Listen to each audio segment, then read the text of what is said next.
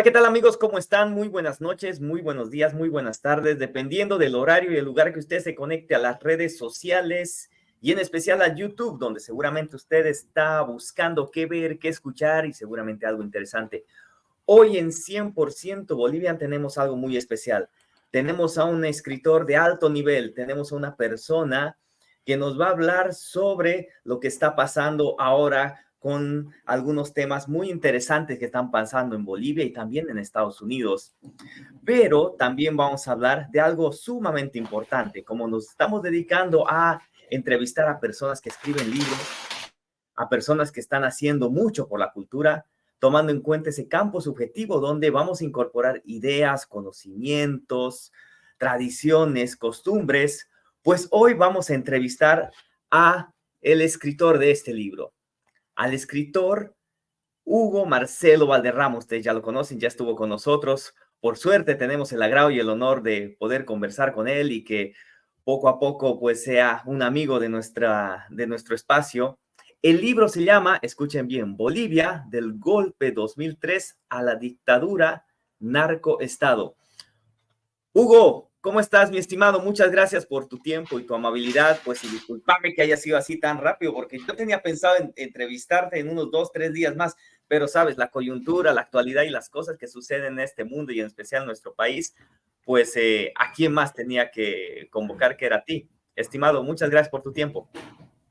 ¿Qué tal, Roger? Un saludo a toda tu audiencia y pues a tus órdenes. Y bueno, siempre predispuesto a ver este complicado mundo de la política boliviana y hoy internacional, ¿no?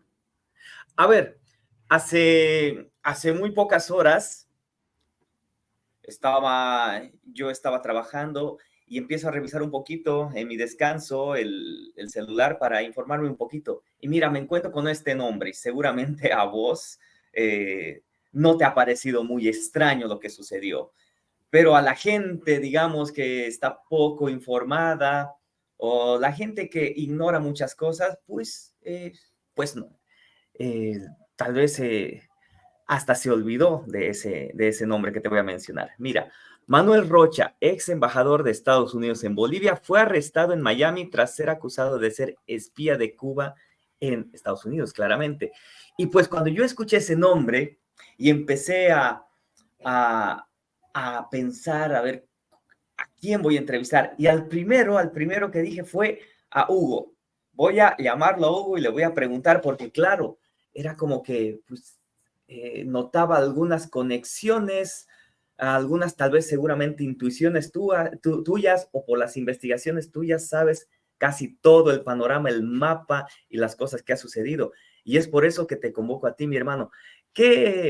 ¿Cómo recibiste esa información? ¿Qué es lo que pensaste en primera instancia?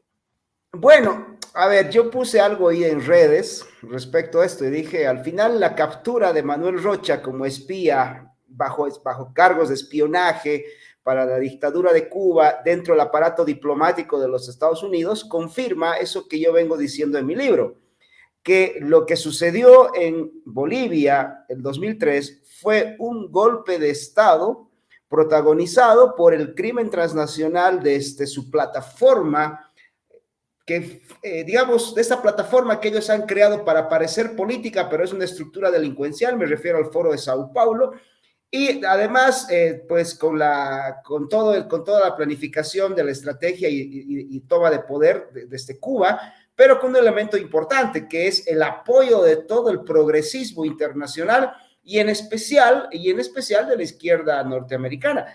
Algo que también ya lo había dicho de manera muy general en este libro famoso, Rumbo a un Gobierno Mundial, un analista político brasilero, que es muy parecido a Olavo de Carvalho, se me acaba de ir el nombre, pero bueno, ahí está el libro, se llama Rumbo a un Gobierno Mundial. ¿Qué es eso? Que el Pacto de Princeton de 1993 es la unión entre la izquierda norteamericana y todo el aparato delincuencial de esta estructura del socialismo del siglo XXI para ir tumbando gobiernos democráticos en la región.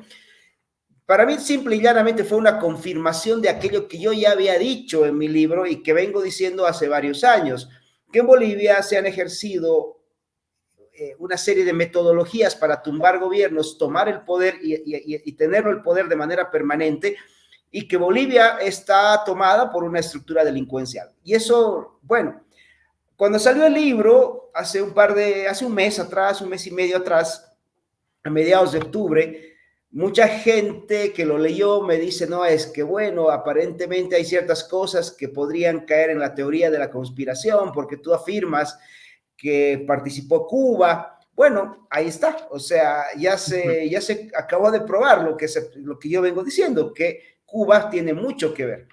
Manuel Rocha, recordemos esto, hace unas declaraciones el año 2002, muy cerca de la época electoral, donde dice que si el pueblo boliviano votaba por Evo Morales, estaba condicionando o estaba poniendo en riesgo la ayuda norteamericana hacia Bolivia, y entonces el boliviano va y de manera masiva vota, ¿no? La gente dice, a mí no me va a decir nadie cómo tengo que votar, y voy y voto.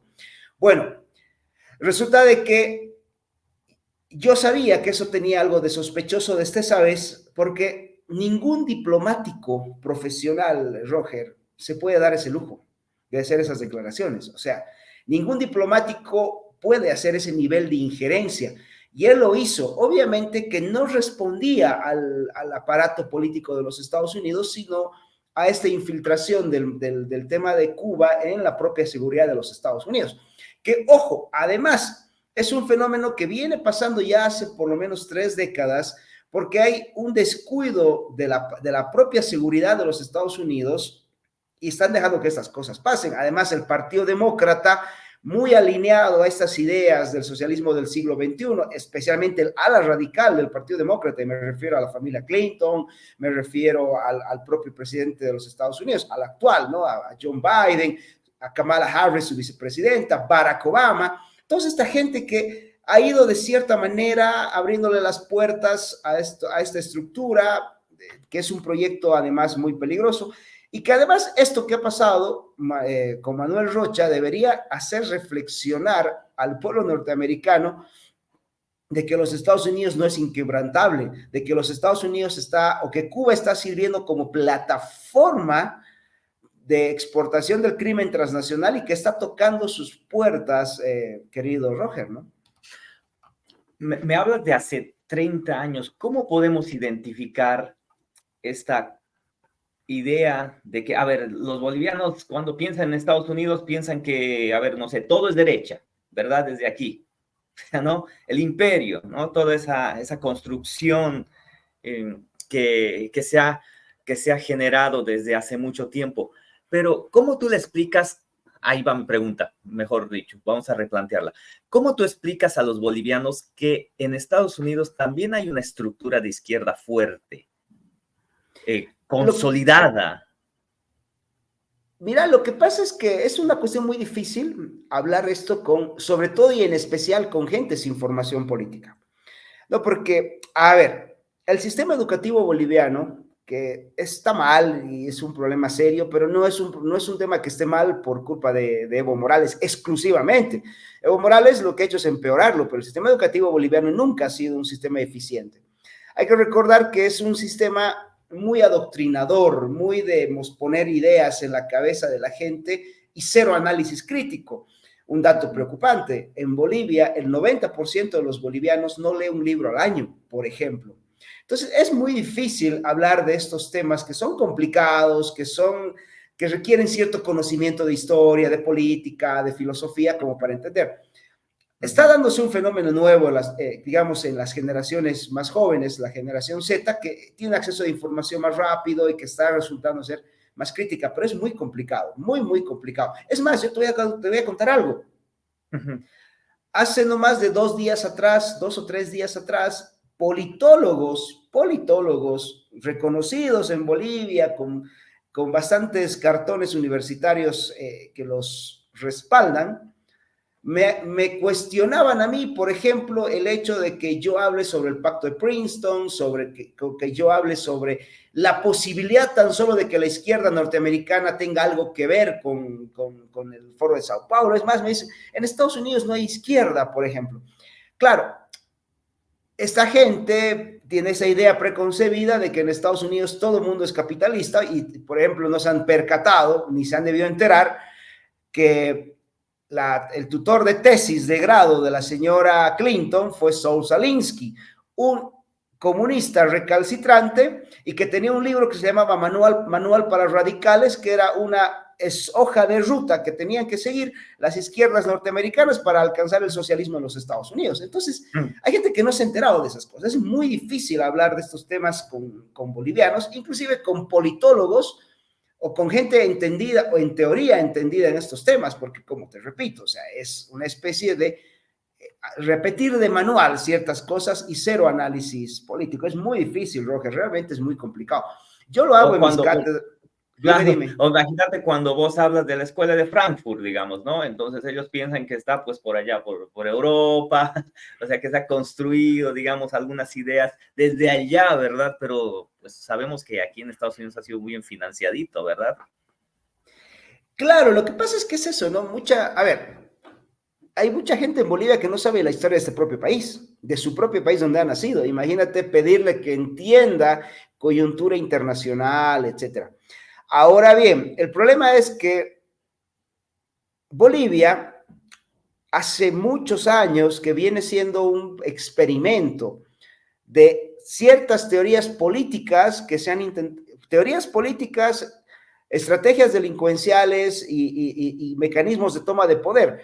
Fíjate, el primer experimento del socialismo en Bolivia es la invasión del Che Guevara. Se mete el Che Guevara, se encuentra que no podía ofrecer nada el Che Guevara porque no tenía discurso que pegue en el campesino boliviano, justamente porque el discurso era, te vamos a dar tierra, pero el campesino decía, pero si yo soy dueño de mi tierra. O sea, no había que le pegue, entonces fracasan. De ahí, bueno, se probó que la guerrilla no servía como método, y entonces empiezan a generar otro tipo de métodos, y ahí es donde el socialismo del siglo XXI, por ejemplo, hace lo que se ha hecho en Bolivia a partir del 99, 2000, que son disfrazar de protestas sociales y de reivindicaciones los actos de delincuencia y terrorismo, que es como Evo Morales, Felipe Quispe y otra serie de delincuentes toman el poder el año 2003, o por lo menos derrumban al último gobierno democrático que tuvo Bolivia el año 2003, en base a estas estrategias y mucho dinero del narcotráfico. A ver, vamos viendo esto, Roger. En este instante en Bolivia no hay diésel. En este instante en Bolivia los precios de los alimentos están subiendo casi cada semana. O sea, que estamos en un proceso inflacionario, con escasez de dólares, con escasez de combustibles. La gente está haciendo colas de días, no de horas, de días para conseguir combustibles. Además, los motores de los vehículos están tronando porque se ha descubierto que están alterando la calidad de los combustibles que salen al mercado. Esto es básicamente para intentar cubrir la demanda ante una oferta cada vez más pequeña. O sea, están siendo responsables de la destrucción de capital privado, porque al final el coche de una persona que es su capital, ¿no? es propiedad de un tercero, y estos tipos están siendo responsables de la destrucción de propiedad privada. Pero nadie protesta. O sea, todo el mundo se queja en redes, porque los ciudadanos no tenemos esa capacidad de organizar protestas. Y esto tiene que ver porque, a ver, yo tengo que trabajar, yo no puedo dejar de trabajar 25 días por estar protestando en la calle, no puedo. ¿Quién organizaba las protestas de Evo Morales que duraban 20, 30, 35 días, con logística, con equipamiento para enfrentar a la policía, con armamento, como yo lo denuncio en mi libro, con armamento y con francotiradores? Entonces, obviamente, esto era pagado y financiado por alguien. Y alguien que tenía la capacidad de poner dinero para esa cantidad de protestas. Y eso tiene que ser el narcotráfico. Obviamente hay plata de afuera, etcétera. Y la captura de Rocha demuestra esto, querido Roger, ¿no? Increíble. Vámonos a tu libro, estimado Hugo. A ver, en primera instancia, la tapa es impresionante. Cuéntame, ¿por qué elegiste esta tapa? Es una imagen que yo creo que todos los que hemos vivido en ese momento la tenemos hasta ahora y la hemos visto como una, no sé, una imagen de lucha, ¿me entiendes? Ah, ¿por qué tú elegiste esto? Es muy interesante, quisiera saberlo. El motivo central es que es la imagen más conocida de esa época. O sea, es cuando tú haces, por ejemplo, Guerra del Gas en Google, te sale esta foto, ¿no? Ujú. Si tú le muestras a gente que tiene arriba de 30 años esta foto, te va a decir, ah, esto es octubre de 2003. Porque detrás de esta foto ha habido todo un mecanismo propagandístico para esa época, ¿no? Yo estoy casi seguro que esta foto ha sido armada. No, esta foto no es que sea de casualidad, porque si tú te fijas, hay una barricada, la toma Ujú. está bien hecha de frente. Los que manejan fotografía, y esto lo he hablado con varios fotógrafos, amigos míos, saben, me dicen, esta foto ha sido armada, ha sido preparada. No te digo que haya sido preparada con 4 o 5 horas de anticipación, pero hay una preparación por lo menos de 4 o 5 minutos previa a la foto. No, Entiendo. entonces, ahí está la idea de mostrar esta como que se ha posicionado, pero aprovechar este posicionamiento de esta foto para reflejar eso, ¿no? Lo contrario, no es una imagen del pueblo boliviano venciendo o como se le ha hecho creer, defendiendo el gas, sino que es la imagen del pueblo boliviano siendo utilizado como carne de cañón en un proyecto de crimen transnacional que es el socialismo del siglo XXI. Esa gente que cree que ha hecho algo ese día, en realidad no ha hecho nada. Nada más que ser tontos útiles de un proyecto delincuencial que hoy se va cayendo con todo lo que está pasando. Y el título, Bolivia, del golpe 2003 a la dictadura narcoestado. Cuéntame un poco también sobre ese título que yo creo que nos cambia hasta un nuevo, o sea, nos cambia el paradigma, nos cambia la visión, nos cambia todo, Hugo. Eres muy arriesgado también en ello. Mira, originalmente el título era Bolivia, mi patria cautiva, porque si tú has podido leer el libro, te habrás fijado que yo empiezo hablando de la naturaleza delictiva del socialismo del siglo XXI.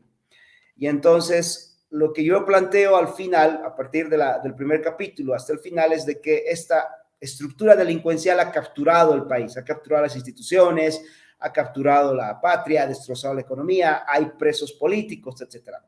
Ahora bien, analizando luego, hay dos elementos. Primero, que hay un título muy similar en el mercado de otro escritor. Y segundo, que alguien me dijo, la idea es disputarle a la izquierda el monopolio del relato, porque la izquierda ha impuesto un relato en Bolivia, ¿no? Y es que ellos hicieron algo bien el 2003 y el 2019 los golpistas fuimos nosotros. Si vamos al origen del problema, en realidad ellos fueron los golpistas. Ellos protagonizaron la tumba de un gobierno democrático, protagonizaron el uso de los ciudadanos bolivianos que en su inocencia e ignorancia salieron a ser asesinados quizás por los mismos planificadores de esto, donde participaron elementos como las FARC, el ELN y un montón de cosas, y que esa gente es la única que se ha beneficiado de eso y que se han valido de la sangre y la muerte de cientos de ciudadanos bolivianos para llegar al poder. Entonces, la idea era mostrar que aquí hubo un golpe planificado, ejecutado con dineros del crimen transnacional y apoyado además por un progresismo internacional que se compró el cuento, o que al final quizás hayan sido ellos mismos que fabricaron el cuento de que Evo Morales y Felipe Quispe y otros eran dirigentes sociales, cuando en realidad se trataba simple y llanamente de delincuentes, de asesinos, de sicarios y de matones, y que había que disputar ese relato. Entonces, ahí es donde yo digo, bueno, vamos a poner el verdadero golpe es el 2003. Y la consecuencia de ese golpe fue haber convertido al país en una narcodictadura. Los que ya estamos grandes, los que hemos pasado los 40 años, extrañamos esa Bolivia de los años 90 sin delincuencia o con una delincuencia más o menos controlable. Hoy eso no existe más. Nos estamos acostumbrando, por ejemplo, a que en Santa Cruz, Cochabamba y otras ciudades del país, ni qué decir de las fronteras con el Beni, del Beni con Brasil, perdón, tengamos sicariatos casi cada día. O que un narcotraficante se ría de nosotros, ¿no? O que un narcotraficante se ría del ministro del Interior, del gobierno, o sea, que un narcotraficante, fíjate, el narcotraficante más buscado de América Latina, Sebastián Marcet, en Bolivia paseaba de lo más tranquilo y el tipo ha dicho varias veces, a mí me ayudaron a vivir ahí, me ayudaron a salir, todo lo demás es un show y se está probando. O sea, hemos acabado siendo una narcodictadura, pero además hay un detalle, ¿no? ¿Cuánto dinero movía Sebastián Marcet? Millones y millones de dólares. Ahora, fíjate qué es lo que está pasando con el ciudadano promedio. El ciudadano promedio que abre una pequeña empresa, que te digo, a lo mejor un capital de $15,000 para un pequeño negocio, tiene fiscalizaciones de impuestos, tiene fiscalizaciones de la alcaldía. A él, hay del pobre tipo que se olvide declarar una factura. O sea, tienes todo el aparato represivo del Estado para el emprendedor honesto, pero el narcotráfico campea libre, sin ningún conflicto. O sea, los delincuentes hacen lo que les da la gana en este país. Literalmente, lo que nos ha mostrado Mercedes es que hacen lo que les da la gana. Y obviamente, lo de dictadura tiene que ver con la cantidad de presos políticos que hay en este instante, 288 presos políticos en Bolivia, más de 1,000 exiliados, ciudadanos bolivianos exiliados, pidiendo exilio y pidiendo refugio político porque son perseguidos, sin prensa libre. Estos tipos han agarrado mecanismos para irse comprando los periódicos, presionarles, quitarles la posibilidad, por ejemplo, de tener medios independientes. Gracias a Dios, hoy existen las redes sociales y un poco que esa estrategia es caduca, ¿no? Porque se están comprando estructuras informativas que ya no se usan, pero de todas maneras es una señal de que esta gente tiene una visión totalitaria del mundo, que no va a permitir el pensamiento disidente. Entonces, yo planteo todo eso como, o que se refleja en el título, que es el que tenemos ahí, ¿no? Del golpe de 2003 a la dictadura narcoestado. Somos una dictadura y somos un narcoestado, porque acá el narcotráfico en esencia hace lo que le da la gana. ¿Qué similitudes tú encuentras entre Pablo Escobar y Evo Morales? A ver, eso es importante porque yo empiezo mi libro hablando de Pablo Escobar, ¿no? Bolivia es el sueño cumplido de Escobar. Escobar quería formar un narcoestado. Ese era el sueño. Y yo, para escribir este libro, me he podido revisar mucho material de gente pro Escobar, de gente crítica a Escobar, del propio hijo de Pablo Escobar, Sebastián, y todos concluyen en algo. El sueño de Escobar era formar un narcoestado, era formar un lugar donde él sea la ley, el narco sea el poder. Y de hecho hay muchas similitudes también en la carrera. Fíjate que Pablo Escobar agarra el dinero del narcotráfico y se lanza como alcalde, luego se lanza como diputado, luego le declara la guerra al Estado colombiano para cambiar la constitución y tumbar la extradición de colombianos a los Estados Unidos. O sea, si tú te fijas, todo eso ha hecho Evo Morales. Evo Morales le ha declarado la guerra al Estado boliviano. Evo Morales ha tumbado gobiernos y Evo Morales ha logrado cambiar una constitución donde él ha sido jefe permanente en 16 años de gestión y que hoy, por ejemplo, fuera ya del poder, intenta todavía volver a tomarlo, incluso contra sus propios partidarios, ¿no? Entonces, y ojo, el otro elemento central, el discurso. ¿Cuál fue el discurso de Escobar para llegar al poder, a la política? O meterse en la política. Yo defiendo a los pobres. Muy similar a lo de Evo Morales, ¿no? Yo defiendo a los pobres, yo soy el representante del pueblo y esas cosas. En el fondo, Evo Morales es un Pablo Escobar con el sueño cumplido, el hecho de haber convertido un país en un narcoestado donde los narcos hagan lo que les da la gana. Y eso es evidente en Bolivia. También, cuando estaba leyendo aquí, para que vea yo, hice algo, remarqué y anotaba algunas preguntas, y, ¿verdad? Y ponía, digamos, algunas cositas que me parecían muy interesantes. Y entre comillas, tú colocas indígena a Evo Morales. Qué interesante. ¿Por qué? Uno, porque, a ver, en Bolivia no hay indígenas. Ya no existen. En Bolivia la población es mayoritariamente mestiza. Esa es una construcción artificial que se hace y la hacen las ONGs, entre ellas, ¿qué te digo? Coca 90 y otras, con la idea de darle una imagen de líder a este tipo o de líder indígena, ¿no? Porque, a ver, según el censo del año, perdón, según un estudio de la CEPLAC del año 2003, el 65% de los bolivianos se consideran mestizos y Eso es según lo que se consideran los bolivianos. La realidad te dice que los bolivianos somos mestizos. Es parte de nuestra tradición. Pero como aquí había que crear un sujeto, entre comillas, revolucionario, un discurso, se le crea ese discurso del indigenismo. Ahora bien, Evo Morales no habla ninguna lengua originaria, por si acaso. Ninguna, ¿no? Evo Morales, no, seguramente si tú le haces un estudio de ADN, tendrá rasgos europeos, genes indoamericanos, como la mayoría o la totalidad de los bolivianos. Pero además hay un detalle. Las pocas etnias que todavía vivían en la zona del Chapare Cochabambino, Yuracarés, etcétera, han sido corridas de sus territorios por gente que se dedica al sembradío de coca. O sea, han invadido usos y costumbres de pueblos ancestrales, milenarios de Bolivia para sembrar coca. Y que en teoría podríamos decir que esos pueblos todavía tenían cierta pureza indígena, cosa que es muy... Antropólogos han dicho que no es tan cierto, que estos pueblos en algún momento han acabado mezclándose, pero que culturalmente vivían en ciertas costumbres y que no se ha respetado su modo de vida, o sea, que se ha invadido su territorio para sembrar coca y que además han sido cruelmente reprimidos. Entonces, y que el proyecto del TIFNIS, que es lo que yo cito en el libro, no es nada más que una ampliación desde el Estado, usando terrorismo de Estado para ese mismo propósito, que es sacar a estas etnias de sus territorios ancestrales para ampliar la frontera cocalera.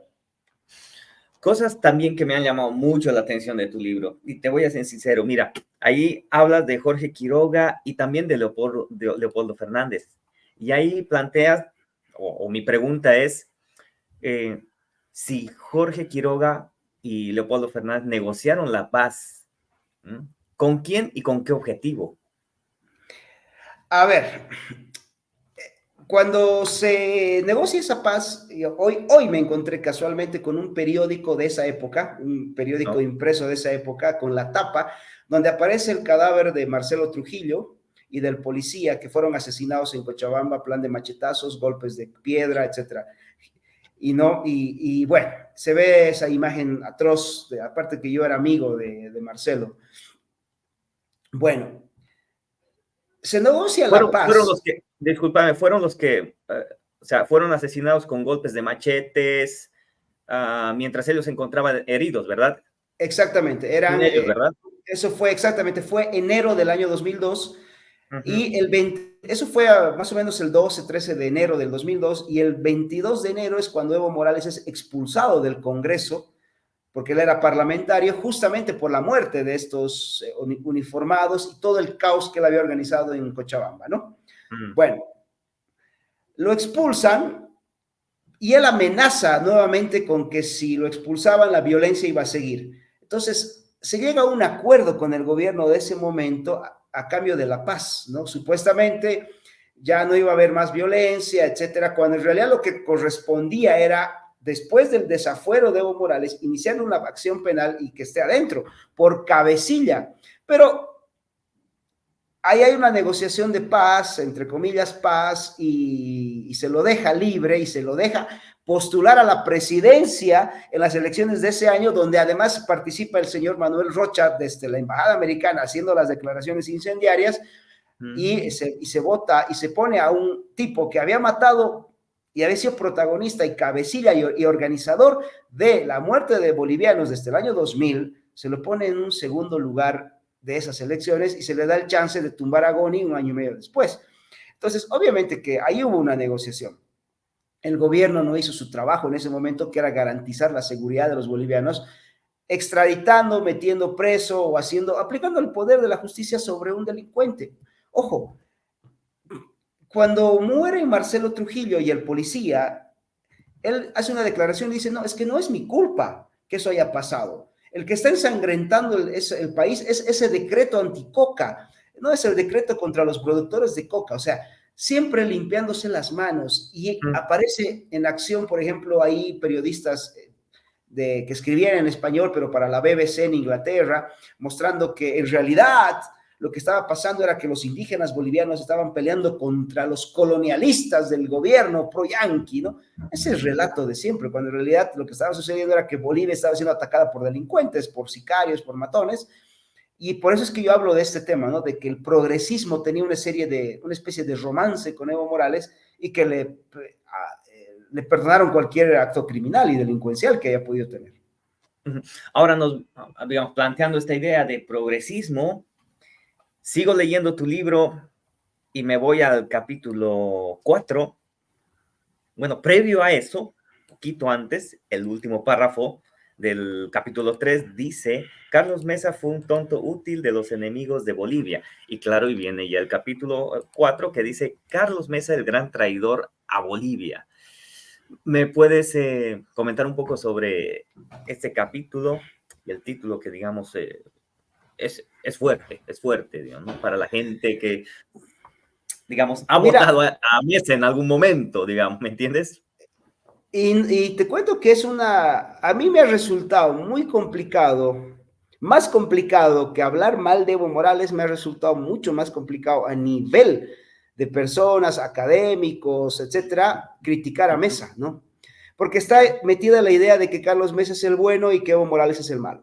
Ahora bien, yo en el libro pongo la carrera de Carlos Mesa como un tonto útil a todo este proyecto transnacional, porque esas son palabras que usa el propio Fidel Castro. Ojo, o sea, aquí viene el detalle. Fidel Castro establece una red de operadores a nivel de toda América Latina en los primeros años de su revolución y tenía una condición: solo se dejaba entrevistar con aquellos periodistas que tenían cierta admiración por él y que no le iban a hacer preguntas insidiosas. Y él enviaba más o menos como 30 días antes de cualquier visita a un país, a un equipo de inteligencia a hacer este careo de periodistas, ¿no? Entonces, cuando hay el cambio de gobierno, el 93, donde se invita, yo creo que fue una total y absoluta locura invitar a Fidel Castro esa vez. Fue un error fatal, brutal, etcétera. No sé cuál fue la intención. Se invita a Fidel Castro al cambio de gobierno del año 93 y el que lo entrevista es Carlos Mesa. Y se cumple lo que dijo el propio Fidel Castro, que solo se dejaba entrevistar con periodistas que no sean capaces de hacer preguntas insidiosas. Y esto, por si acaso, está en un libro de un ex guardaespaldas de Castro llamado La vida secreta de Fidel, un tremendo trabajo de Jesús Reinaldo, que fue guardaespaldas de Castro durante 20 años y que luego Castro mandó a detener porque, bueno, él se había pedido su retiro del servicio de guardia personal y Castro lo mandó un buen par de años a la cárcel, etcétera. Él muere en Estados Unidos, Jesús Reinaldo Sánchez, muere en Miami, de condiciones naturales, es lo que se dice, pero él relata eso, o sea, él era parte del equipo de inteligencia que viajaba a los países a recaudar a estos tontos útiles del comandante, que eran los que le hacían las entrevistas, estas casi genuflexclas, ¿no? Me voy a rendir ante un gigante. Y si tú ves la entrevista de Carlos Mesa, se refiere al comandante como un gigante de la historia y una serie de cosas, ¿no? Bueno, ahí lo llamo el tonto útil. Pero cuando está en el gobierno con Goni, ¿él qué hace? Se retira del gobierno, pero no del poder. Fíjate, o sea, se desmarca de su presidente y no del poder, cuando él estaba enterado de todo esto. Y además, ojo, él hace esta jugada después de que empieza a circular una carta entre los medios de comunicación que había salido de los propios insurrectos, de los propios subversivos que estaban atacando Bolivia, donde dicen Carlos Mesa presidente. Carlos Mesa presidente. Entonces él dice, no, yo no tengo nada que ver con esto es una represión criminal, deja solo a Goni, le quita el apoyo y él es el como que le abre la puerta y demás. Goni se va, renuncia, es derrocado por este golpe de Estado. ¿Y cuál es el primer punto de Carlos Mesa? La Agenda de Octubre. ¿Y la Agenda de Octubre qué contempla? El detalle más importante de la Agenda de Octubre es el cambio constitucional, porque la Constitución de carácter transitorio, donde se establecía que el poder es transitorio, no le servía a este proyecto. Entonces necesitaba una constitución que diga que el poder es permanente en manos de una persona, que haya reelecciones indefinidas. Entonces, se plantea este cambio constitucional para imponer esta constitución de carácter castrochavista y para calmar su gobierno. Además, lo que hace Mesa es invitar, por ejemplo, a hombres fuertes del movimiento al socialismo a gobernar con él. Justo Seaone, que estaba en un ministerio, va al Alto de la Paz a tirarse con tierra, a firmar la agenda de octubre, y ojo, abre un juicio de responsabilidades contra los militares y policías que habían cumplido la tarea patriótica de defender el país de los ataques de las FARC, del ELN y todo esto. Entonces, obviamente es un traidor, porque él hizo todo eso algunos dicen que por poder, simple y llanamente por sus ambiciones de ser presidente. Él sabía que no podía ser presidente por votos, vio la oportunidad traicionando a Goni, y yo creo que es más bien por una simpatía ideológica con todos estos personajes que ha salido de su propia boca, ¿no? Porque fíjate que después de que Evo Morales está en el poder, uno de los mayores propagandistas del modelo económico exitoso, milagroso de Bolivia, que es una falsedad, obviamente sabemos que es una falsedad, pero uno de los principales propagandistas fue él. ¿No? Él tiene un montón de artículos defendiendo el modelo de Evo Morales, por ejemplo, ¿no? Entonces, yo creo que tiene que más que ver con lo segundo, con una simpatía ideológica con estos personajes. Hugo, mira, te voy a quitar 5 minutitos más, mi estimado, porque la verdad, y recomiendo a todos que puedan comprar el libro y que lo puedan leer, porque realmente te va a cambiar todas esas construcciones, relatos que nos han impuesto y nos las han contado desde colegio, universidades, y esto seguramente porque está todo documentado. Algo que también me llamó la atención, y esto seguramente tú me lo puedes plantear muy bien, es, por ejemplo, dice, muy interesante en la página 63, que dice, Bolivia no es una democracia en crisis, es un estado fallido. ¿Qué es para ti un estado fallido y por qué mencionas de esa manera?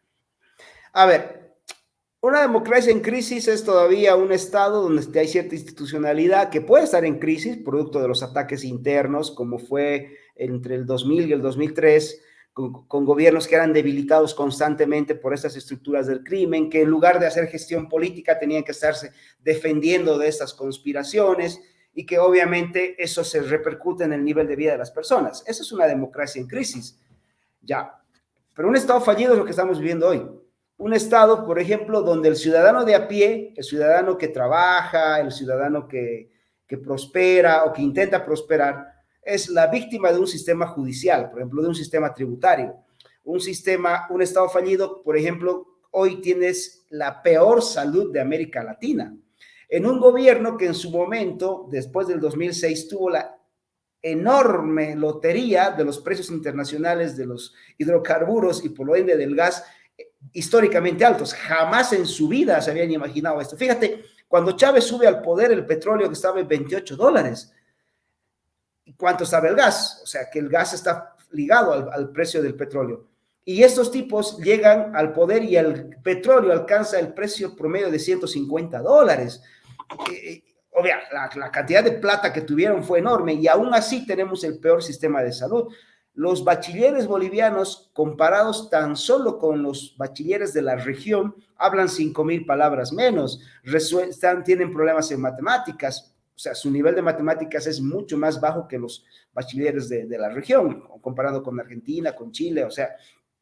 Entonces, si un Estado no puede cumplir ni salud, ni educación, ni seguridad, y encima usa los mecanismos del Estado para ejercer terrorismo de Estado contra los disidentes, porque hoy lo que hay es terrorismo de Estado contra los disidentes, fíjate cómo han capturado a los líderes opositores, la Resistencia Juvenil Cochala, Luis Fernando Camacho, y cómo no pueden capturar a un narcotraficante, cómo un narcotraficante se va tranquilo, se campea, se burla del sistema judicial boliviano, hace una entrevista y se burla públicamente del ministro. Entonces, obvio que es un Estado fallido, porque los ciudadanos de a bien son los que no pueden vivir en paz y los delincuentes hacen lo que les da la gana, Roger.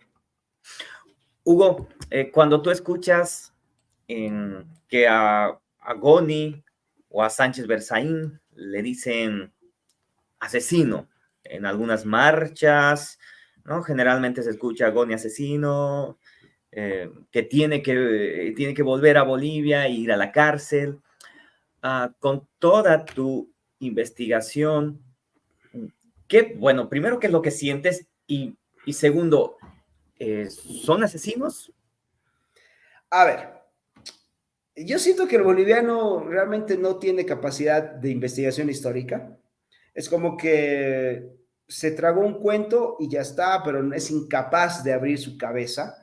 Y no me refiero a la gente del movimiento socialismo, esto sucede en general, porque la idea fijada de que Goni mató personas está inclusive en gente de la oposición, está inclusive en analistas políticos, o sea, no se dan la molestia de mirar, ¿no? Ahora bien, lo que hay muertes el 2003, innegablemente, pero no son muertes que se las pueda atribuir a un plan genocida, porque la idea ni siquiera es que Goni es un asesino, sino que es un genocida, que él planificó salir a matar bolivianos. No. Hay un trabajo muy bueno que es una especie de complemento de mi libro que fue de casualidad, o sea, no es que nos hayamos puesto de acuerdo, fue absoluta y total mera casualidad, que es de mi amigo Emilio Martínez, que se llama Rompiendo los mitos de octubre, y que me tocó ser el comentarista del libro en la presentación en Cochabamba. Una cosa muy importante, creo, Roger. Nunca se tomó en cuenta, por ejemplo, en las pruebas de balística, de dónde habían venido los disparos. Es decir, hay muertos por bala, pero nunca se hizo un estudio de trayectoria de la bala, por ejemplo, nunca se hizo un estudio o no se validó el calibre de la bala, no se validó, por ejemplo, que un día antes a que muera la gente en el Alto, el propio Malcu sale en la televisión mostrando a su gente armada con fusiles y poniéndolas en los cerros. No se mostró, por ejemplo, que los primeros muertos no son de los civiles. Los primeros muertos son del ejército y la policía boliviana. Nunca se habló, por ejemplo, de un soldado que en ese entonces tenía 18 años al que le destrozan la cara de un disparo con un armamento de alto calibre mientras él estaba parado cuidando un caimán. O sea, los primeros muertos vienen de la policía y el ejército. Los primeros heridos vienen de ahí. Entonces, lo que hace el ejército y la policía es contrarrestar el fuego. Ojo, y además hay un detalle muy grande, Roger, que se ha hecho un meme de esto que yo dije. En el momento que la población sale con un fusil armado, encapuchado y grita guerra civil, dejo de ser civil y me vuelvo población combatiente. O sea, por favor, no puedo pedir ser juzgado como víctima civil cuando yo mismo he salido con un fusil a decir guerra civil, el grito que nos tienen hasta ahora. O sea, yo estoy haciendo una declaración explícita de hostilidad ante las fuerzas del orden. Entonces, mi figura cambia. Y es otro tema que no se ha considerado a la hora de los juicios en Bolivia, que esta gente había hecho una declaración explícita de guerra, mostrando armamento, estando encapuchados. Y además hay otro detalle, hay un libro que escribe el propio Malcu, donde él dice de su propia boca que tenían elementos guerrilleros y que su intención era matar al ministro Sánchez Berzaín. Lo dice él de su puño y letra. Entonces, obviamente, no fue en plan genocida para matar indígenas, como nos quieren pintar. Fue un plan de resistencia contra el ataque delincuencial de elementos como las FARC, el ELN, el EGTK y todos estos subversivos que estaban intentando tumbar Bolivia.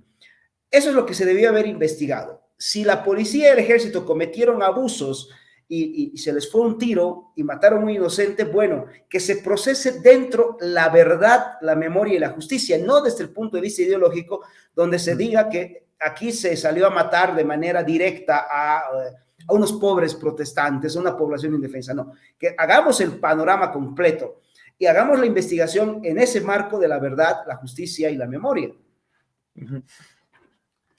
Este libro muy arriesgado, como siempre, Hugo Marcelo Valderrama, siempre dando datos sumamente impactantes que nos plantean muchas cosas, y una de ellas es pensar, repensar y aprender sobre la historia también, escuchar la otra historia.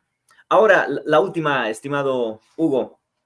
El prólogo está escrito por Carlos Sánchez Berzaín. Qué arriesgado también eso. ¿Me puedes contar un poco qué relación tienes con él y cómo él, digamos, se presta para poder hacer el prólogo de tu fabuloso libro? Carlos Sánchez Berzaín, a ver, cuando Carlos Sánchez Berzaín se va del país, yo era un muchacho en el último año de universidad, estaba haciendo mi tesis en la universidad, me tocó ver cómo mis oportunidades laborales, profesionales, de inversión se caían, porque, por ejemplo, yo tenía el sueño de trabajar en el comercio exterior en mi país, en mi ciudad, y las empresas exportadoras de Bolivia que estaban en el Chapare, Cochabambino, desaparecieron como por arte de magia, se fueron cerrando acuerdos comerciales con Estados Unidos a través del ATPDA, porque a Evo Morales no le interesaba el ATPDA, porque el ATPDA era: te abro las fronteras del comercio, pero tú me tienes que tener un compromiso contra el narcotráfico. Eso no les interesaba. Entonces veo este tema y empiezo a hacerme estos cuestionamientos. ¿Será que oficialmente Goni era el malo, Sánchez Berzaín era el malo? Y entonces yo empiezo una serie de cuestiones, de preguntas, y se da el caso de que un día me contacta Sánchez Berzaín por medio de Twitter y me dice, bueno, empezamos a conversar, y le gustó la postura que yo tenía, que no era una postura ni a favor ni en contra, era una postura crítica. Simple y llanamente era una postura de cuestionemos estos datos, miremos el cuento de otro lado y presentemos documentación. Cuando sale el libro, yo se lo presento. Hay una versión del libro que es una versión local, que es mía, que yo la saqué en septiembre, que se agotó, pero esta es la versión internacional. Y en la versión internacional sale,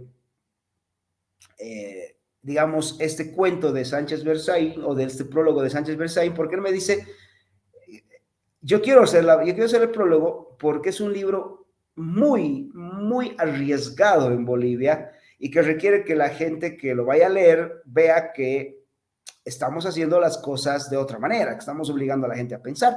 Entonces, de ahí da. Bueno, eso es a nivel, digamos, de análisis de profesional, si tú quieres, mi relación con Sánchez Berzaín. Y a nivel personal, el amor por la historia, por la verdad, nos ha acabado siendo buenos amigos.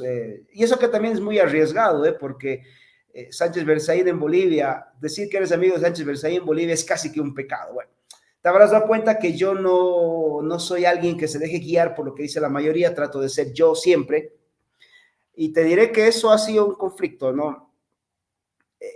No te digo por este libro, por lo que yo vengo haciendo hace 10 años, a mí me ha costado perder amigos, me ha costado perder trabajo, literalmente, Roger, y esto que no me estoy quejando, es simple y llanamente una descripción. Mis compañeros de la universidad, cuando se cruzaban conmigo en las calles de Cochabamba, Cochabamba es una ciudad relativamente pequeña, optaban por irse a la acera del frente, por evitar tener contacto conmigo, porque yo me puse a criticar el modelo económico del MAS en la época en la que todo el mundo creía que esto era un milagro.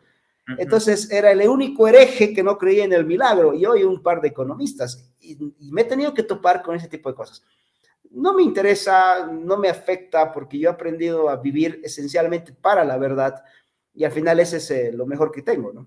Los que me quieren son los que saben y conocen mi trabajo. Al final el resto de la gente no me importa mucho. Y la última, ¿te genera miedo en algún momento? Porque claro, es arriesgado, lo dijo Carlos Sánchez Berzaín también, pero es arriesgado y es muy valorable. ¿Y te tienes a veces miedo, como que alguna sensación extraña? No, o sea, yo aprendí a vivir sin miedo hace muchos años, ¿no? Yo pienso que el miedo te hace esclavo. O sea, yo prefiero vivir diciendo la verdad, enfrentando a mis demonios, a mis enemigos, que siendo el miedo, que viviendo con miedo, porque el miedo te hace sumiso.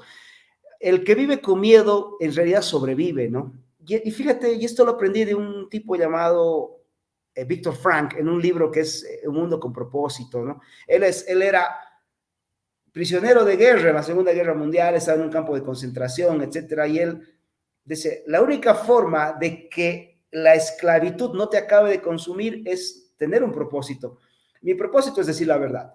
Y al final, miedo no tengo, o sea, no es que no me preocupe, me preocupa mi vida, mi futuro, sí, claro, pero sobre todo esencialmente hay algo que me preocupa y es el hecho de que un día mis hijos me digan, mientras el país era destruido, mientras el país era capturado, mientras esto estaba sucediendo, ¿qué hacías tú? A mucha gente le va a tocar decir, bueno, yo estaba hecho al gil, jugando PlayStation, tomando cerveza con mis amigos, mirando a otro lado. Yo voy a poder decir de frente a mis hijos, yo estaba diciendo la verdad. Y eso es lo que más me motiva. Qué maravillosas palabras, Hugo. Y la verdad, una persona que alimenta la cultura desde su investigación, sus palabras, su conocimiento.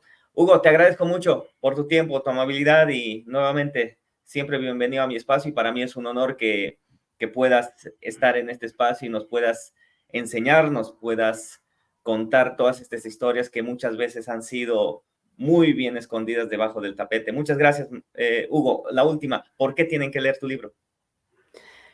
Porque cito muchas fuentes bibliográficas que los van a llevar a pensar. No quiero que me lean a mí, quiero que lean las investigaciones y citas bibliográficas que tengo ahí. Lo mío es simple y llanamente una invitación a una mayor investigación. Gracias, Roger.